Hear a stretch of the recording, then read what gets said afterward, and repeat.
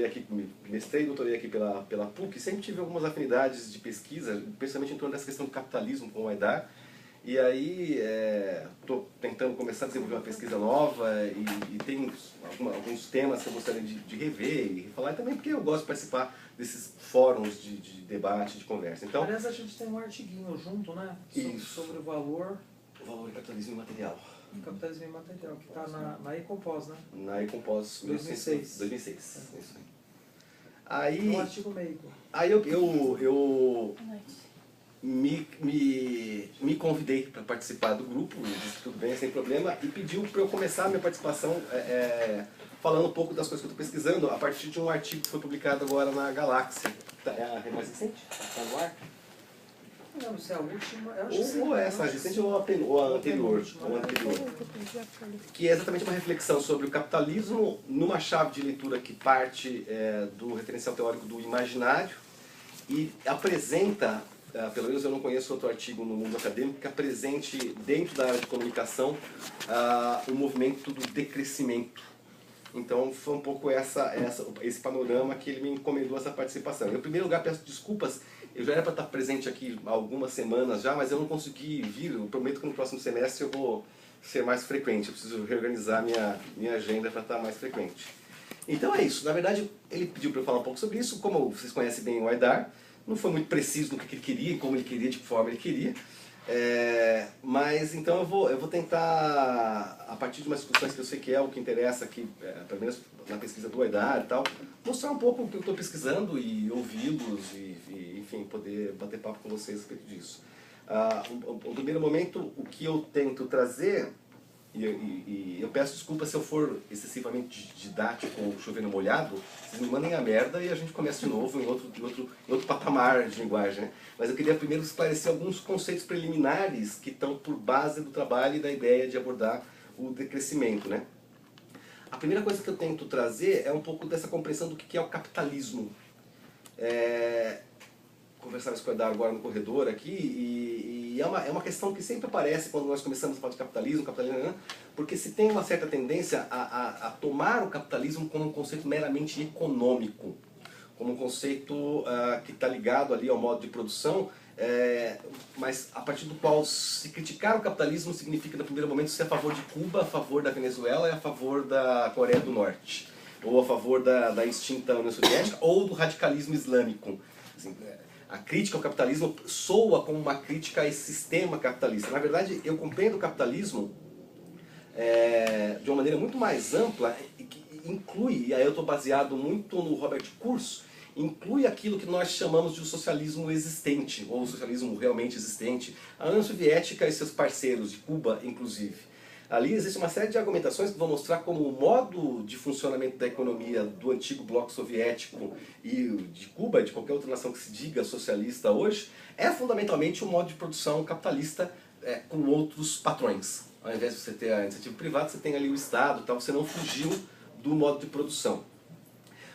A crítica ao capitalismo, então, ela vai ser feita sempre ou com muita referência ao tio Marx, mas isso também não significa que somos todos marxistas querendo marchar sobre o Brasil, né? Não é essa ideia que se quer passar. Quer dizer, não é o fato de você retomar algumas categorias, às vezes até reescalonar ou reelaborar categorias que foram originalmente trabalhadas por Marx, que implica que automaticamente você é um marxista barbudo que está na sede do PT em 1980 fazendo... Não é isso. O que se separa é um pouco essa análise que Marx faz do capitalismo, dos seus aspectos mais de implementação política direta. Assim.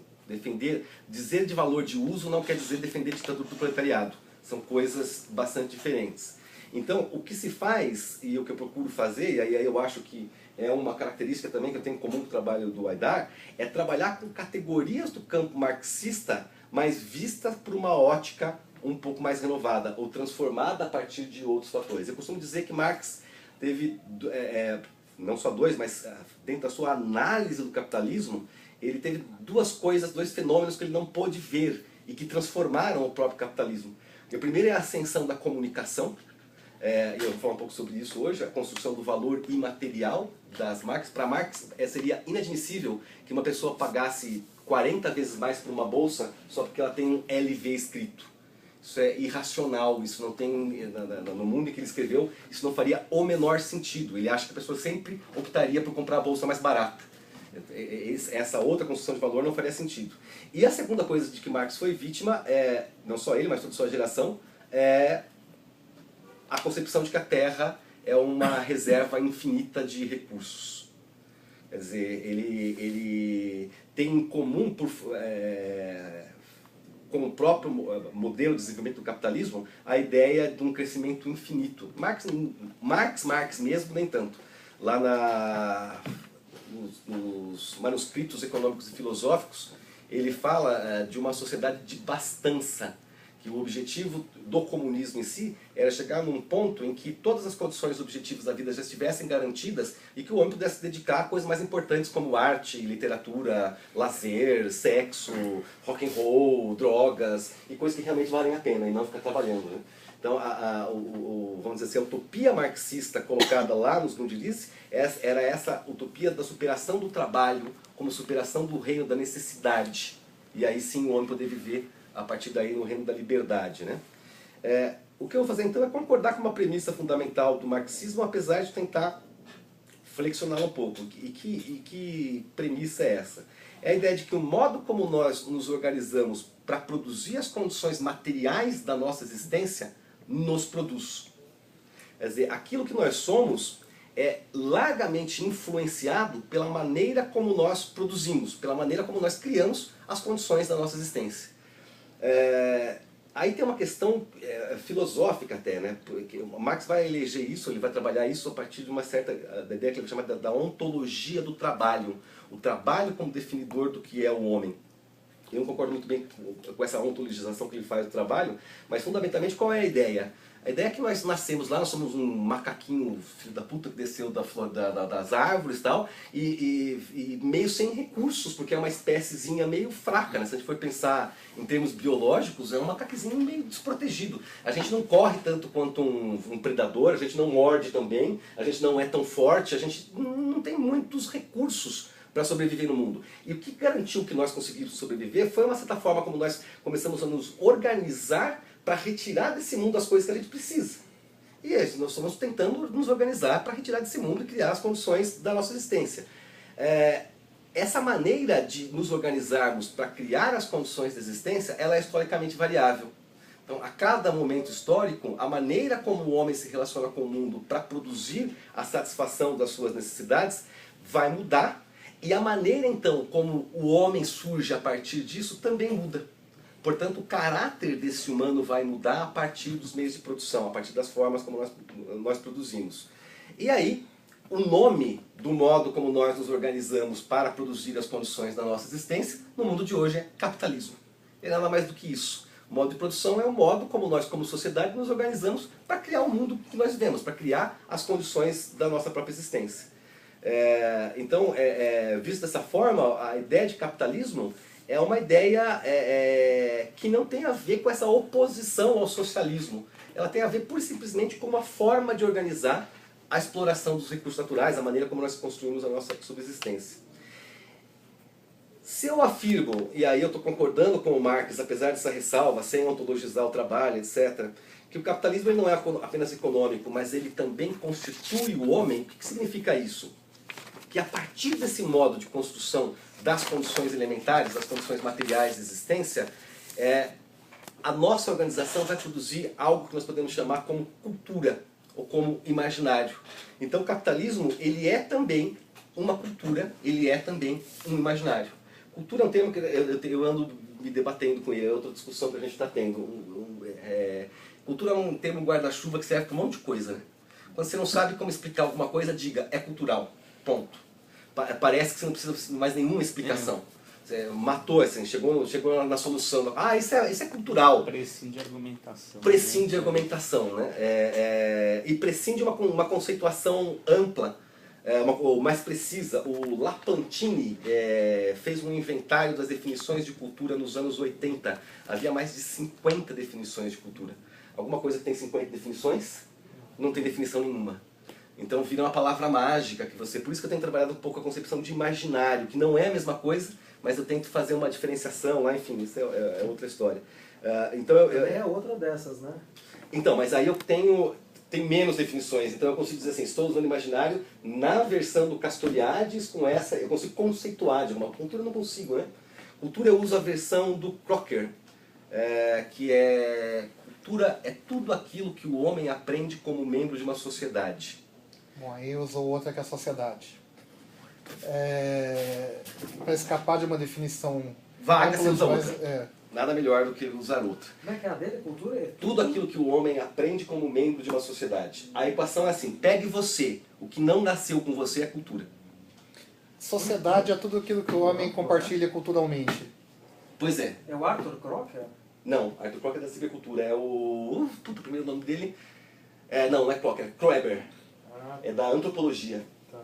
É um antropólogo. Posso só falar? E essa definição de cultura que até hoje os antropólogos usam com mais frequência, Kroeber.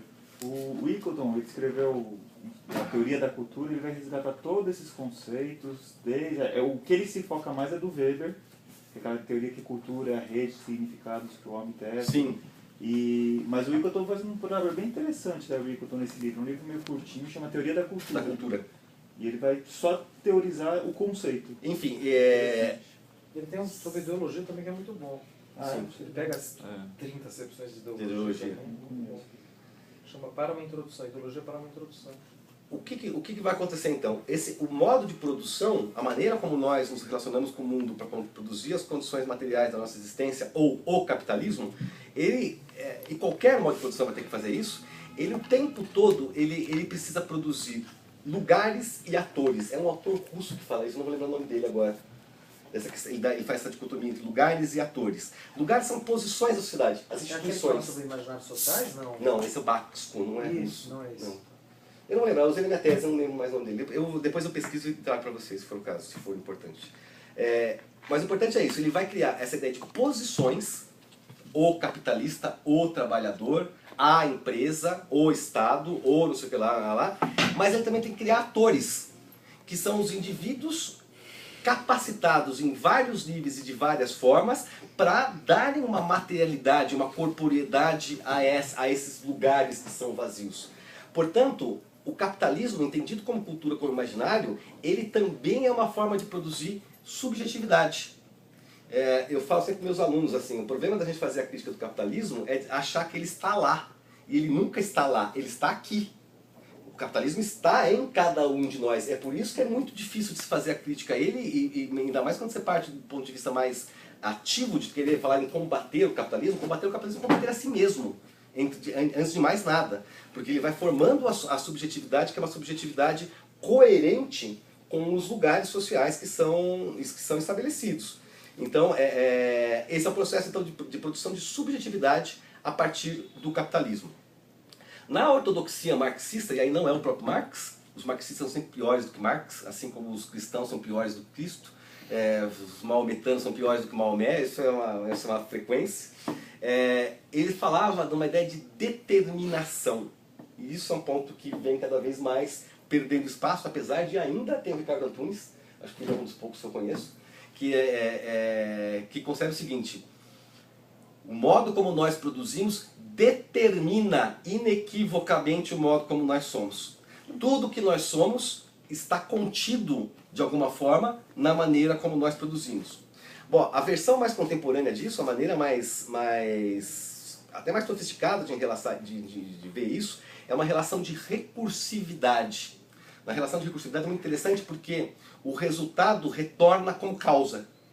Então, ao mesmo tempo, a cultura produz as condições materiais e as condições materiais produzem a cultura, num processo de entrelaçamento infinito.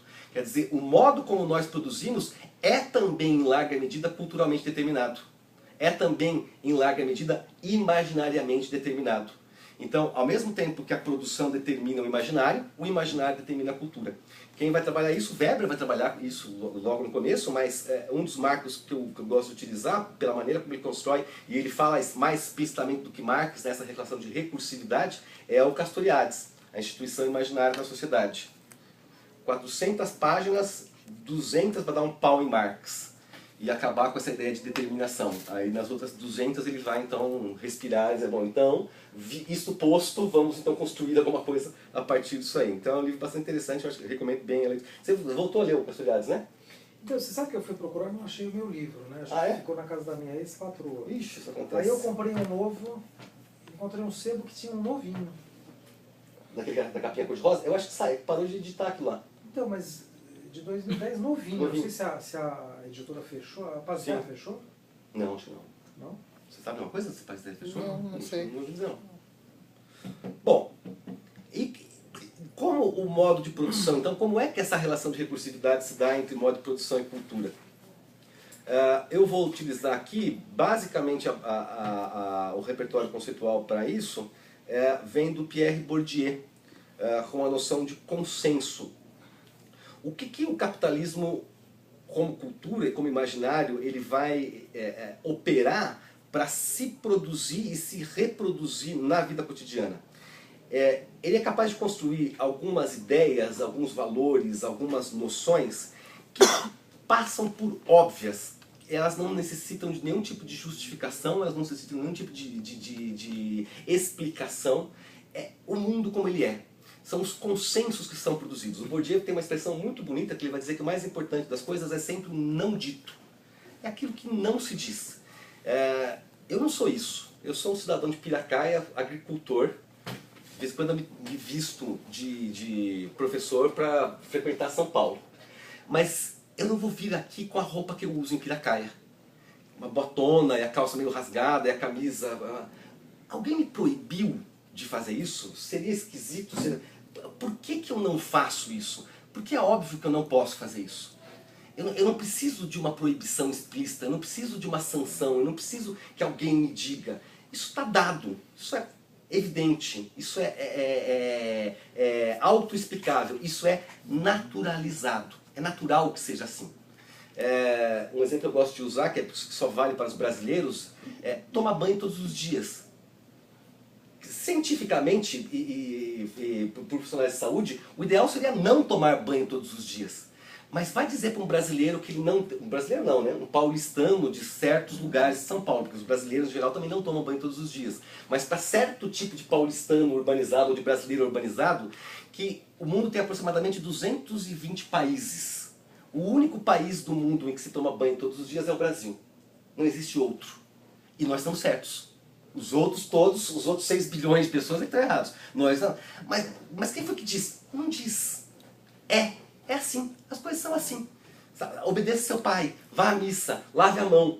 É em torno desses consensos que ele vai criando uma série de valores, uma série de ideias que aparecem para nós, para a nossa consciência, tanto individual quanto para a consciência coletiva, como sendo necessários.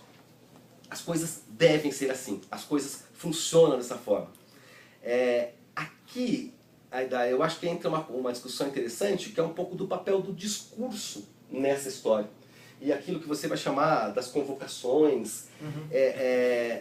Dentro da ideia dessa construção do imaginário e dentro dessa ideia da produção de consensos, o que é o discurso? Eu estou concebendo aqui o discurso mais ou menos como o Laclau. Como é que eu poderia tentar rapidamente conceituar a ideia de discurso? Vinícius, uma frase, o conceito de discurso no Laclau. Conjunto de relações entre elementos que estão flutuando no espaço de significação que se articula de uma certa forma. De uma certa forma. Transformação de elementos flutuantes em momentos do discurso. Eu gosto dessa ideia de um conjunto de diferenças que se articulam para produzir um certo sentido. Isso, a mesma coisa. Tudo bem? Então é isso, um conjunto de diferenças que se articulam para produzir um certo sentido. E diferenças que se tornam equivalências num determinado conjunto. Ou não, está implícito na noção de articulação. Pode ser articuladas ou não articuladas.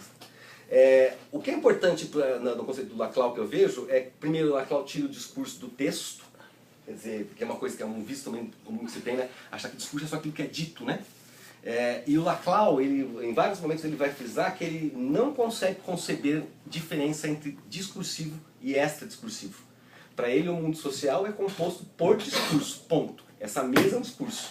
A PUC é o discurso, o Haidar é o discurso. Ele pode ser outra coisa em outro nível, mas do ponto de vista do social, ele só existe como discurso. Não existe nada no social que não seja discurso. Ele rompe com essa diferença entre o discursivo e o extra-discursivo. Os objetos, instituições, pessoas, até mesmo as ideias, só são, do ponto de vista social, discurso. Até mesmo em velocidade. Até a velocidade é talvez um meta-discurso.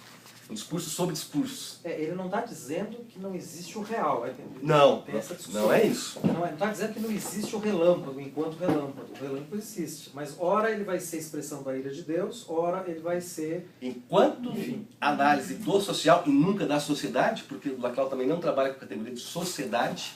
Se você tiver A sociedade não existe. Né? A sociedade não existe, esse é um princípio fundamental. É o social e não a sociedade.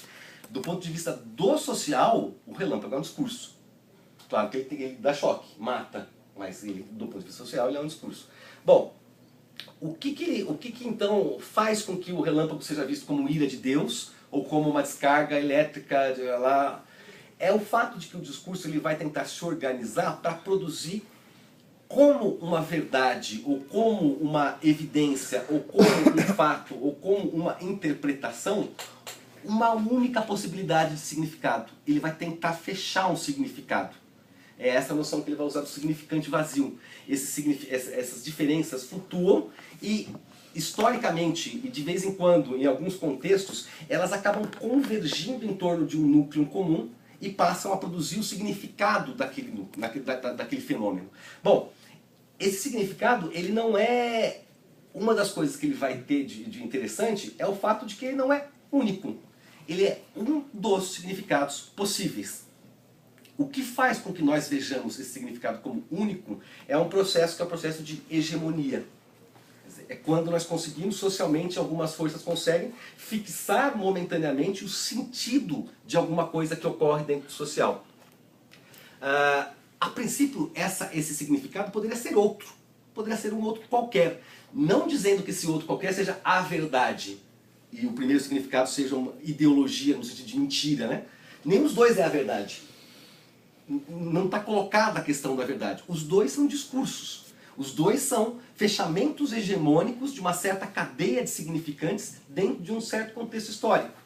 O que essa ideia do capitalismo ele vai fazer então é produzir um processo de hegemonização dessas práticas, desses valores e desses significados que são cotidianamente compartilhados em torno de certas estruturas que sejam compatíveis consigo mesmo, que sejam compatíveis com as suas próprias condições da própria produção da cultura e do imaginário capitalista. Esse é o processo de hegemonização que faz com que... E aí vem a ideia de biopolítica do Foucault, né? O que é a biopolítica? É uma maneira de organizar os discursos na sociedade para tentar produzir uma certa subjetividade, que já não precisa mais ser vigiada, que já uma certa subjetividade conforme, uma certa docilidade dos corpos, segundo a expressão do Foucault. Todo o processo da biopolítica é um processo de organização desses discursos para produzir corpos, para produzir pessoas, para produzir, na visão daquele cara russo que eu não lembro o nome lá, atores próprios para desempenhar certos papéis dentro de certas estruturas. E aí eu estava pensando nisso, Haidar, é uma questão interessante, né? Nesse sentido, então, quando eu uso o discurso, a categoria do discurso, para mostrar esse processo acontecendo, dizer assim, olha, tomar banho não é uma necessidade, não é o único significado possível todos os dias, existem outras formas, existem outras maneiras, eu não devo amar pai e mãe, Jesus não fica bravo se eu me masturbar na Sexta-feira Santa, os discursos do South Park. Toda vez que eu mostro esse processo que torna alguma coisa natural, eu automaticamente estou fazendo uma crítica. O que é a teoria crítica, pelo menos desde a tradição da escola de Frankfurt? É uma ideia de que um dos objetivos da ciência, ou um dos objetivos do conhecimento da sociedade, é produzir um processo que eles vão chamar de esclarecimento, mas mais contemporaneamente a gente pode chamar de desmistificação. Mostrar a contingência daquilo que parece para nós necessário. Demonstrar que aquilo não é a única verdade possível. Não é, e mais, demonstrar o processo que fez com que aquilo fosse construído como a única verdade possível. E aí eu me peguei perguntando, será que é possível fazer uma análise do discurso que não seja crítica? Ou é sempre uma metodologia crítica? Me parece que sempre. Sempre, eu acho Sempre. também. A análise do discurso é invariavelmente uma metodologia crítica. Porque se ela tem como objetivo mostrar esses processos de hegemonização, ela sempre tem como objetivo desvelá-los, desnaturalizá-los. Ela tem sempre um componente arqueológico, né? Sempre. Sempre. É isso então, só uma coisa interessante que eu falo, tem a ver com o movimento ambiental, né? Que são a questão das naturalizações. A hegemonia, o conceito de hegemonia é um conceito que é originário de Lenin. Depois ele foi apropriado por Gramsci, que começou a dar uma carga. Lenin tinha um contexto mais da ação política mesmo. Ele já estava lá depois da Revolução tentando articular a sociedade russa, depois, enfim, o partido, etc. E aí é um conceito meio operacional para ele, o conceito de hegemonia. Gramsci vai se apropriar desse conceito para tentar dar a ele uma carga um pouco mais intelectual. E ele vai dizer, grossíssimo modo, porque tem uma complicação também, várias complicações no Gramsci sobre isso, mas ele vai dizer, hegemonia é o processo de fazer passar como universal aquilo que é particular. É o interesse de uma classe particular que é assumida pelas outras classes como se fosse seu próprio interesse. Toda vez que uma classe consegue fazer isso, ela fez um processo de hegemonização. A hegemonia é exatamente esse processo, quando nós vamos tratar no Laclau, exatamente esse processo de fazer com que aquele valor, aquela verdade, aquele significado que é típico de um grupamento, de um grupo de pessoas, de um grupo social, seja admitido por todos os demais grupos sociais como sendo a única concepção da verdade. Queria abrir um parênteses só para reforçar uma coisa que você falou, que no Gramsci ele ainda está ligado à ideia de classe social, Classe social. Né, do marxismo. Quer dizer, a classe é derivada lá do modo de produção. E no Laclau já cai isso. Não existe isso. Né? Daí são embates que vão se dar na contingência dos discursos. Sim. Né? Tem um artiguinho meu na revista... Essencialização do marxismo, né? É. Essencialização. Tentar fazer. Tem um artiguinho meu naquela revista... Como é o nome da revista da Metodista? Comunicação e Sociedade. Comunicação e Sociedade. Em que eu falo dessa tentativa, faço uma tentativa de rever esse conceito de hegemonia e para poder desessencializá-lo, eu opero uma ideia de hegemonias no plural. Quer dizer, em cada contexto concreto, você vai ter lá um grupo que consegue aceitar certas verdades e certos significados ao mesmo tempo que nega. É uma escala e não uma polarização. É possível você ser ao mesmo tempo hegemônico e contra-hegemônico. Eu cito o problema do software livre. Então, software livre lá ele tem um significado diferente para o software. O software não pode ser propriedade privada, é um bem comum, é uma coisa que serve para todos, é um instituidor da cultura, então ele deve ser liberado, blá, blá, blá. Então eu tenho um discurso contra-hegemônico em relação à indústria do software. Mas ele não nega em nenhum momento o uso do computador. Então, em relação ao pensamento da informática, ele é hegemônico. A mesma atitude, como ela se fragmenta em várias posições de sujeito, ela pode dar com a mão direita e tirar com a mão esquerda. Eu nego esse significado de um lado, mas ao negá-lo, eu afirmo outros significados.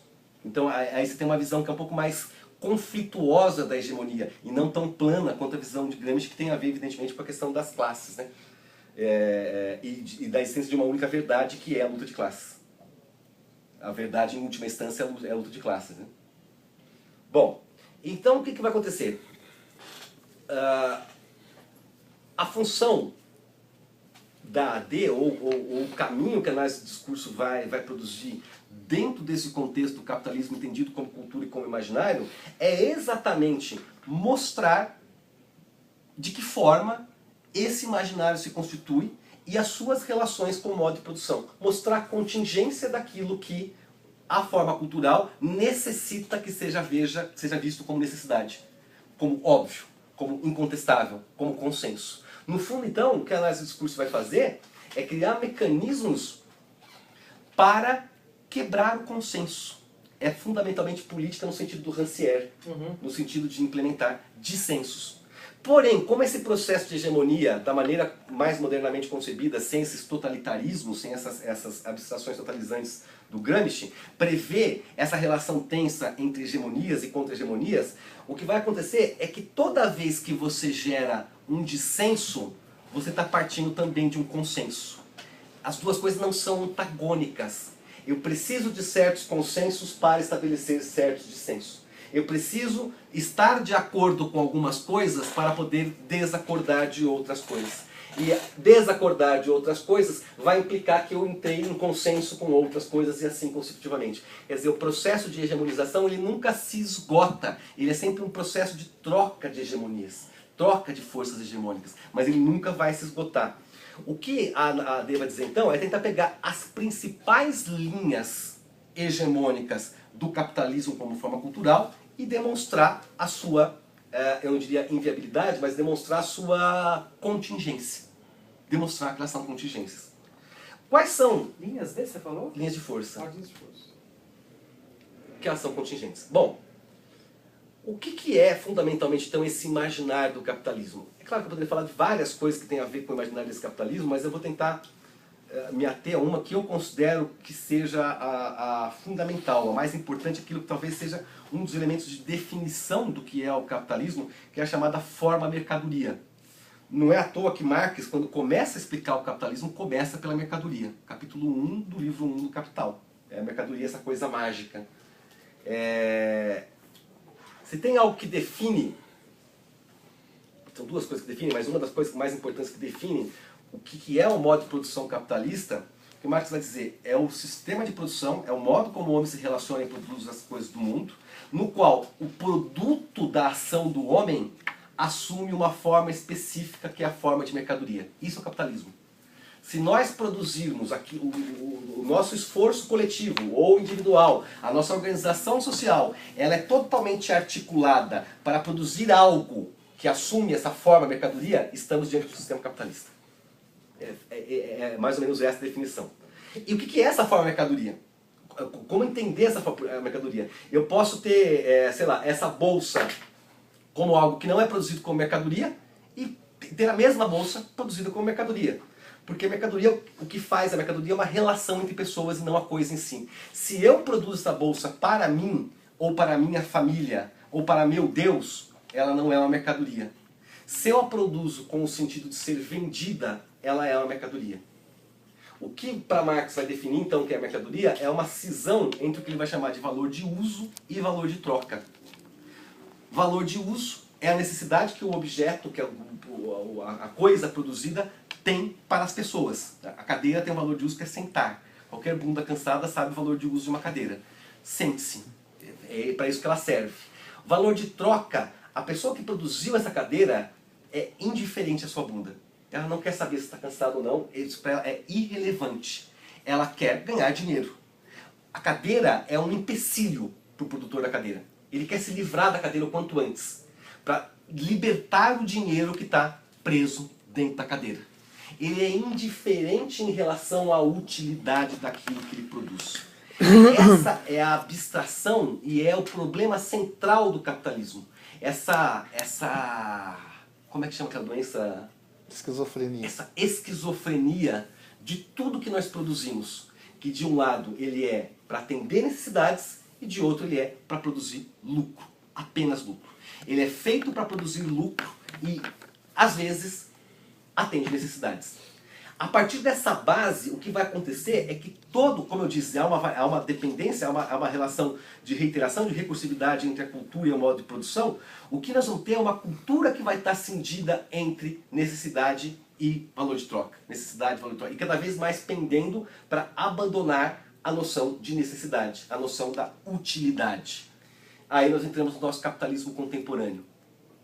Na sua forma contemporânea, que vai começar, historicamente a gente pode datar ali por volta do final da Segunda Guerra Mundial, nós atingimos um grau de capacidade de produção instalada no planeta, e principalmente nos grandes centros produtores, em que a produção de mercadorias para a satisfação de necessidades já não era mais suficiente para manter o próprio capitalismo funcionando. Era necessário haver, quem vai descrever muito bem isso é o Robert Reich, Trabalho das Nações, e eu gosto de um cara que é meio polêmico, mas o trabalho dele me parece muito interessante, Jeremy Rifkin, A Era do Acesso. Inclusive os dois, eles têm ali documentos que mostram isso sendo feito planejadamente nos Estados Unidos, não era uma coisa aleatória, não foi uma mão invisível, foram decisões conscientes que levaram a isso. A questão era, para o capitalismo continuar crescendo, para que ele possa continuar produzindo lucro, nós temos que gerar um sistema que seja capaz de produzir necessidades e não apenas satisfazer necessidades.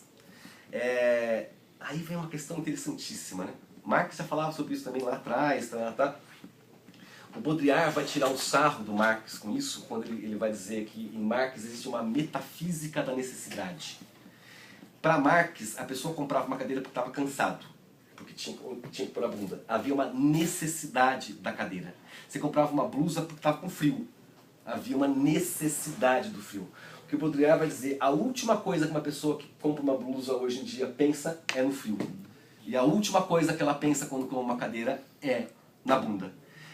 O uso, a necessidade, a utilidade, e essas são palavras do Baudrillard, é o álibi do desejo, é o álibi do signo, é o álibi da circulação. Nós queremos a coisa e depois justificamos ela racionalmente dizendo assim, eu precisava sentar em algum lugar. Ocorre, essa metafísica da necessidade faz com que, e isso é interessante, uma necessidade percebida como tal, ela é necessidade, ela é necessária. Se você acredita piamente que precisa tomar banho todos os dias, você efetivamente precisa tomar banho todos aquela os dias. frase, né? Tô precisando de um sapatinho de salto preto que eu Precisando. Eu nunca vi nenhuma mulher que queira um sapatinho de salto preto. Nunca vi uma mulher querer um sapatinho. Né? Você já viu? É sempre precisar de um sapatinho. É sempre uma necessidade que é percebida pelo indivíduo como necessária, é necessária. Ponto. Há um risco de nós, e às vezes a gente tenta fazer isso, a gente faz meio no senso comum, né, de reduzir as necessidades ao biológico, de reduzir as necessidades ao corpo. Você não precisa disso, você consegue viver sem isso. Já ouviu essa frase? É como nós respondemos para elas, né? Mas você consegue viver sem esse sapatinho, não consegue? Quer dizer, isso não tem a ver com o teu biológico. Isso, portanto, não é necessário. O que é uma grande bobagem. Se nós formos produzir... Aliás, nós gastamos 98% do nosso tempo, do nosso esforço, do nosso trabalho com coisas que não tem nada a ver com a sobrevivência do nosso corpo. Nada a ver, nada a ver. Aí já não pode falar do consumismo? Então, o consumismo vai ser uma patologia disso, né? O consumo em si, é isso que eu acho que tem que tomar cuidado. Eu esqueci minha senha desse computador, que foi muito tempo que eu não uso. E ele entrou aqui. Eu tenho um problema com as máquinas. Isso é só mentira. A gente edita depois no vídeo.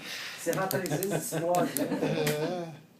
Voltou. Olha no seu e-mail que você descobre As disso. moças têm pedido muitas coisas para vocês? Olha, Nossa. pede Bom. demais. É difícil dizer o que é consumismo. Na verdade, se a gente for pensar em termos de conceituação, eu acho muito Pelo complicado. amor de Deus, que a gente vai falar O da que é isso, né? cervejinha, né? Eu preciso da cervejinha dos amigos. Não precisa, meu bem. O Marcos, eu preciso desse jogo de futebol. Não, tem uma história ótima. Pode contar caos também, pode? Tem uma história ótima. Uma filha de uma amiga minha que foi fazer o curso de direção de cinema em Cuba. E aí, naquela faculdade de cinema famosa, aqui dentro do Laranjal, tal, uma excelente faculdade de cinema e tal. Mas é pelo integral, então ela foi morar lá, acho que passou 2 anos morando lá, no campus da universidade, lá para fazer esse curso de cinema. E aí foram apresentar lá os alojamentos para ela depois mandou um e-mail para a mãe dizendo assim. Aí o cara mostrou lá, o banheiro coletivo, evidentemente, e quando ela foi ver, não tinha, sabe aquela tampinha de plástico que fica em cima da cerâmica quando você vai sentar no vaso? Não tinha aquilo, sentava direto na cerâmica. Aí ela virou pro cubano e estava dizendo, mas não se pode usar desse jeito. Ele olhou para ela e falou, sim, você pode. Sim, não tem o menor problema. Vai dar certo. Não é necessário aquela tampinha. Mas Marx já falava que as necessidades elas são culturalmente variáveis. Elas mudam de tempos em tempos. Elas mudam de sociedade em sociedade. O que é necessário numa sociedade não é necessário na outra. E vice-versa. O problema não é esse. O problema é quando nós criamos um sistema inteiro, uma lógica inteira, que é feita para que você nunca consiga suprir necessidades. Que é um sistema de produção de necessidades. Em que toda vez, é como a linha do horizonte, toda vez que você chega perto daquilo, ela vai afastando junto com você. E hoje a principal característica desse nosso capitalismo imaterial, etc., é essa ideia de que o próprio modo de produção, que nós definimos anteriormente como o modo como o homem cria as condições da sua existência, ele virou o modo como o homem não é mais capaz de criar as condições da sua existência. Ele está sempre no horizonte de insuficiência, ele está sempre devendo, ele está sempre atrás. Tem uma série de mecanismos que são usados para isso, muitos deles são mecanismos conscientes, eu cito só dois: a obsolescência programada e a obsolescência simbólica. As coisas que são feitas para não durar, tem até um documentário, se você tiver interesse, se chama Hechos para no durar. É um documentário sobre obsolescência planejada, como é que surgiu na indústria a noção de obsolescência planejada. E a obsolescência simbólica, que é a ideia assim, esse sapatinho preto que nós vemos na prateleira, que nos parece perfeitamente igual ao que está na vitrine, não, mas esse tem o salto é quadrado. Não vou usar o salto quadrado. É perfeitamente usável, perfeitamente útil, mas não é mais socialmente aceito. Na verdade, o que eu gosto de dizer é que nós não podemos reduzir a necessidade ao biológico, mas a necessidade ela está sempre vinculada à cultura, ao imaginário. Sempre. Isso não é invenção do capitalismo. Sempre. Nós sempre tivemos necessidades fundadas no imaginário. A diferença que o capitalismo vai colocar é a maneira como ele produz necessidades culturais. Não é nem como ele satisfaz, é a maneira como ele produz necessidades culturais. Se nós vamos pegar uma cidade medieval europeia, também havia um monte de necessidade cultural. Se nós vamos pegar uma tribo indígena, um monte de necessidade cultural. Mas a maneira como essas necessidades são produzidas e as condições dadas para satisfazer as necessidades são diferentes das maneiras e das condições hoje produzidas pela nossa forma de capitalismo. O capitalismo vai fazer isso basicamente atuando diretamente sobre a cultura para produzir necessidades culturais. E quando eu falo agindo diretamente sobre a cultura, ele vai agir a partir dos meios de comunicação para produzir necessidades culturais, que são necessárias. Volto a dizer isso, assim, vai dizer.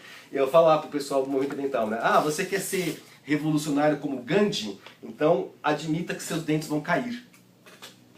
Para ser Gandhi, você tem que admitir que você vai ficar banguela.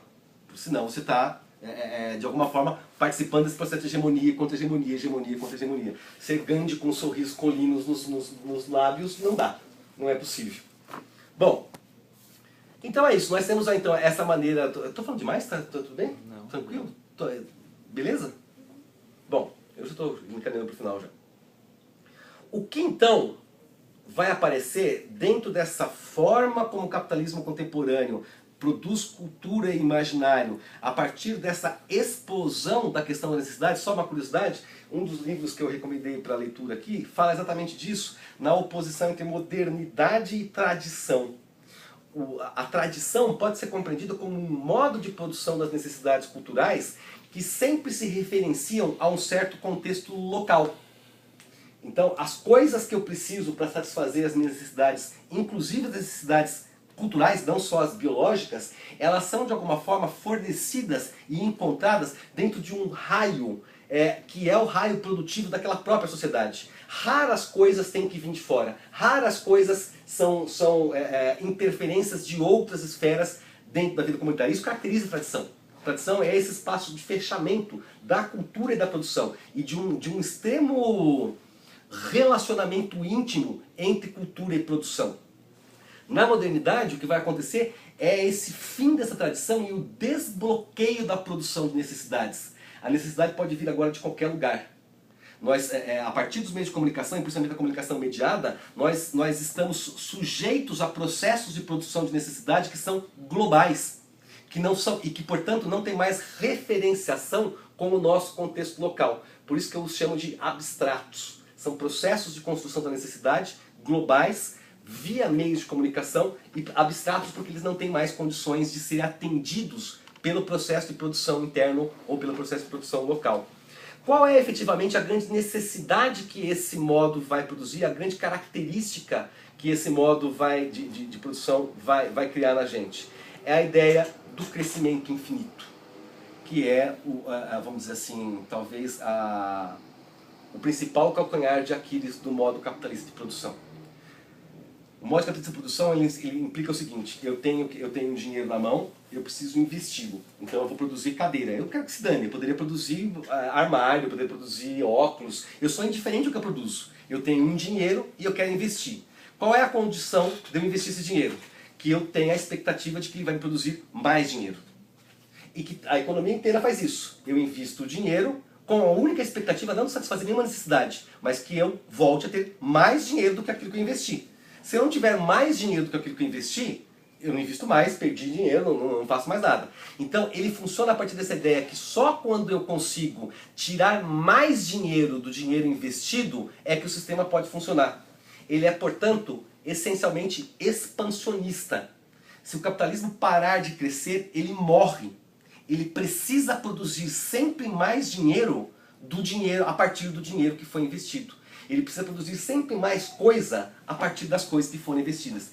Por isso ele vai ter que se expandir, no primeiro momento, geograficamente, e aí nós temos o colonialismo e a invasão dos países já capitalistas no mundo ainda não capitalista. O último suspiro dessa forma de crescimento do capitalismo foi a queda do Muro de Berlim. O que os capitalistas da Europa viram naquilo foi uma abertura de um mercado novo, onde essa possibilidade poderia se renovar, havia espaço para crescer.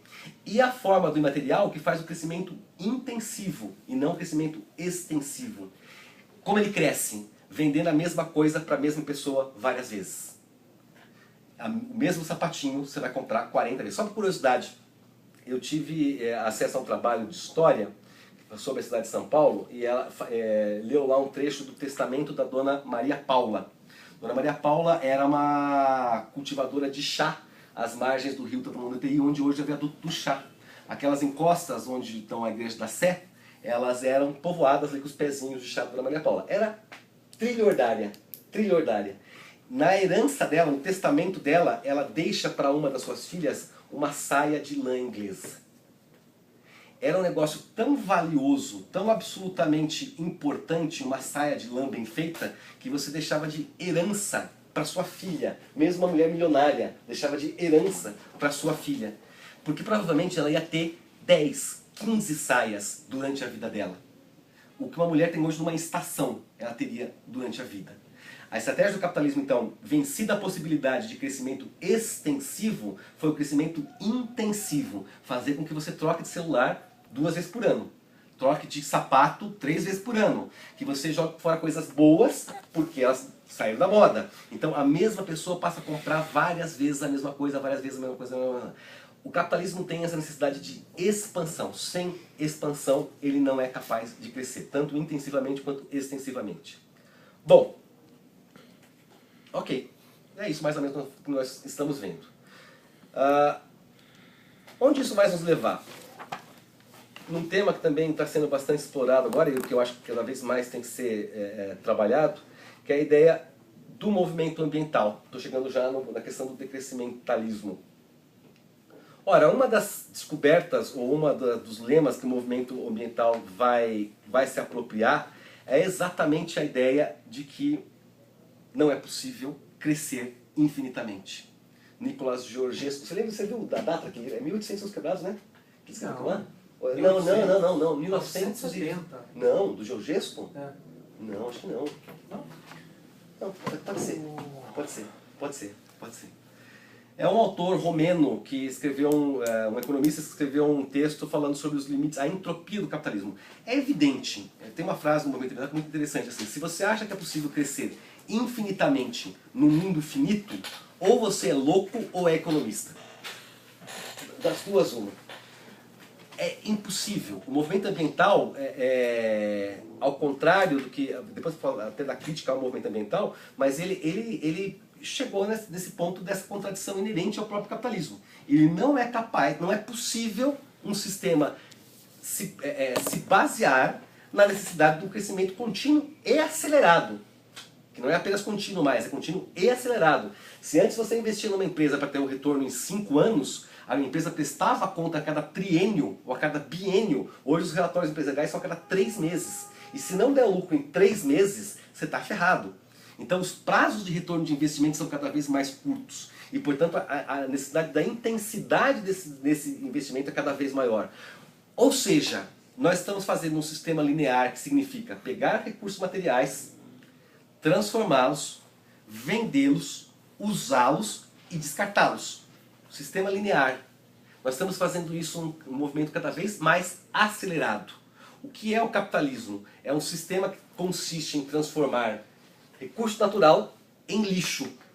A nossa vida é o que acontece aqui no meio, entre o recurso natural e o lixo. Aqui embaixo eu vi um livrinho que é baseado num documentário, num filminho também chamado História das Coisas. Também tem no YouTube, tem um livrinho legal. agora aqui, que fala também sobre isso, sobre essa questão da linearidade do processo produtivo. Bom, evidente, não dá certo. Não é possível chegar a isso. Há um limite ambiental para isso. Principalmente numa forma de produção, e aí entra a Bater, numa forma de produção, que já é em si problemática, porque ela implica um saque limitado a uma reserva de energia da Terra chamada petróleo. O petróleo demora alguns bilhões de anos para ser formado. E nós cada vez mais queimamos esse petróleo numa velocidade absurda.